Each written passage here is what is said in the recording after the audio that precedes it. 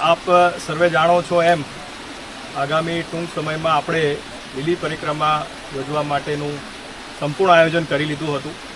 ગઈ 25મી તારીખે અમારી ટીમ દ્વારા પણ નિરીક્ષણ કરવામાં આવ્યું હતું, પરંતુ ત્યારબાદ જે વરસાદની પરિસ્થિતિ નિર્માણ થઈ છે અને એના લીધે પરિક્રમાના જે પણ રૂટ છે એ ધોવાઈ ગયા છે. કાદવ કીચડ ખૂબ મોટા પ્રમાણમાં થઈ ગયું છે.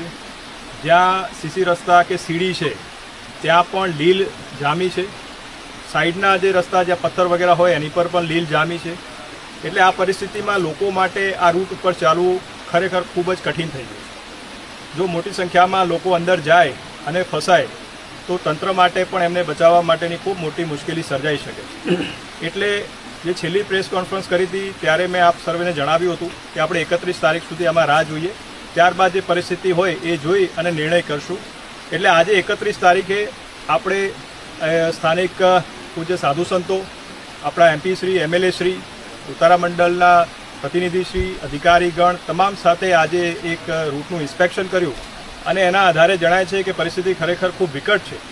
અને એટલા માટે નિર્ણય કર્યો છે કે આ વખતે આ પરિક્રમા જે છે એ આપણી પરંપરા છે અને વર્ષોની આ પરંપરા જે છે આપણે જાળવી રાખીએ એના માટે પ્રતિકાત્મક રૂપે કરવાનો એક તમામને સાથે લઈ અને સાધુ સંતોની સહમતિથી આપણે આ નિર્ણય કર્યો છે.